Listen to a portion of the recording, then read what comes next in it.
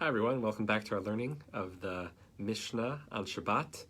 We're in chapter 13, we'll look at 5 and 6 today. We're dealing with malachot having to do with the preparation of skins, so we're starting with trapping of an animal. Okay, Rabbi Huda Omer, Hatzad Sipor lemigdal utzvi levayit chayav. V'chachamim omrim, Sipor lemigdal utzvi levayit ulachatzer ulevivarin. So Rabbi Huda says, one who traps a bird by driving it into a closet or a deer into a house is liable, but the sages say one is liable for driving a bird into a closet or a deer into a house or a courtyard or a vivarium. Okay, so what is this about? So it has to do with trapping an animal in a space in which it's confined. Its freedom of movement is restricted, and such that there's no further trapping in any complex way that's necessary. So that you can kind of grab it in one motion would mean that it's halachically trapped and therefore biblically liable.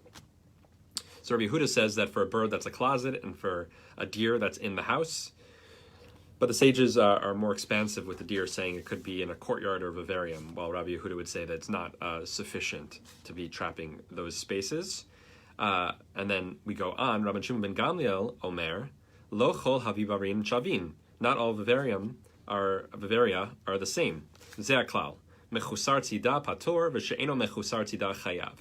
So he says if this is the general rule that we could apply in any of these cases. If it requires further trapping, one's exempt. And if it does not require further trapping, one is liable. So it has to be, like I said, that it's trapped in such a way that it will only take one more kind of movement to get it. It's sufficiently restricted that it's not that you have to chase it around somewhere further. Okay, 6. Vav. Tzfi sheniknas levayit v'na'al echad befanav chayav. Na'alu shnayim patorin. So if a deer entered a house and one locked the door in front of it, he's liable. That's like trapping it.